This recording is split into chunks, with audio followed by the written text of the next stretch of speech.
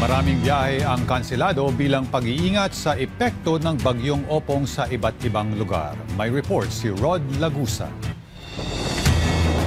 Kasunod ng pananalasa ng bagyong Opong sa malaking bahagi ng bansa, maraming mga biyaheng nakansela sa mga terminal, pantalan at paliparan. Sa Parañaque Integrated Terminal Exchange, umabot sa 51 na biyahe ang kanselado. Kasama sa mga kanseladong biyahe ay mga papuntang Bicol.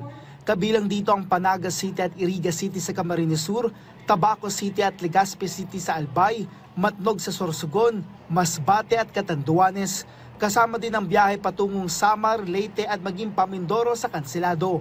Si Nanay Ameline biyaheng pa San Jose Occidental, Mindoro. Noong Miyerkules pa siya nandito sa PITX. Mahirap po, hindi po makatulog ng maayos at saka yung budget namin, kulang na rin. Walang ligo, linis-linis lang, ilamos, toothbrush. Kanina po tinanong namin, magakuha na sana kami ng ticket para pagka may biyahe. Sakay na lang po kami sa bus, ay sabi po, pagka sure na daw po na may biyahe, saka po mag-issue ng ticket. Aabot naman sa 1,800 ang bilang ng mga pasahero na stranded sa iba't ibang mga pantalan ayon sa Philippine Ports Authority. Ang pinakamarami pa rin po natin dito sa Panay Guimaras area. Nitong mga nakaraang araw, actually Batangas yung may pinakamarami natin, pero dahil iba na nga yung trap ng bagyo, nasa Panay Guimaras area po yung pinakamarami nating stranded. Meron tayo dito mga stranded. Dito po, tama kayo, nabanggit nyo sa Bindoro. Meron din po tayong stranded sa Marquez o yung ating Marinduque, Quezon na mga ports. Stranded din po sa Bicol, Negros Occidental, Bacolod. Kabilang na rin po sa may mga stranded na Negros Oriental at sa mga Siquijor ports natin. Anya, meron ding naitala ng mga stranded sa Western Leyte, Biliran at Agusan.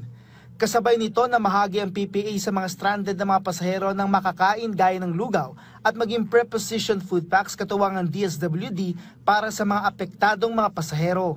Ang ating pong inaantay ngayon, yung abiso ng Philippine Coast Guard. Like for example, kapag nagbigay na po ng go signal yung PCG, maaari na pong maglayag itong mga barko, of course, in coordination din with Marina dahil sa kanila po under yung mga shipping lines. So, lahat po habang nag-aantay tayo ng abiso ay nandito muna po sila sa pantalan.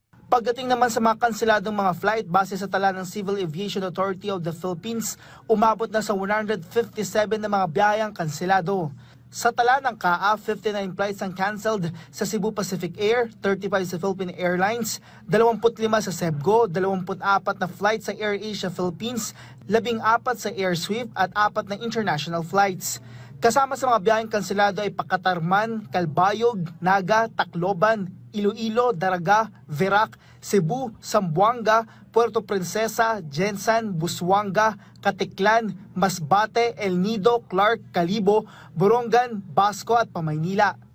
As much as possible, hindi naman natin gusto na mag-cancel ng mga flights, pero magiging depende pa rin kasi ito kung kakayanin ba nung mga airlines na mag-cater ng mga pasahero papunta dun sa mga areas. Kasi kung hindi pa okay yung area and then possible na mag-cancel flights pa tayo hanggang Sunday, meron din tayo mga naitalang mga damages sa ilang mga airports natin, lalo na dun sa Masbate area and sa Catarmar. Pero ina-assess pa, ongoing assessment pa rin hanggang ngayon yung mga personnel natin kung gaano ba ka-extent yung damage.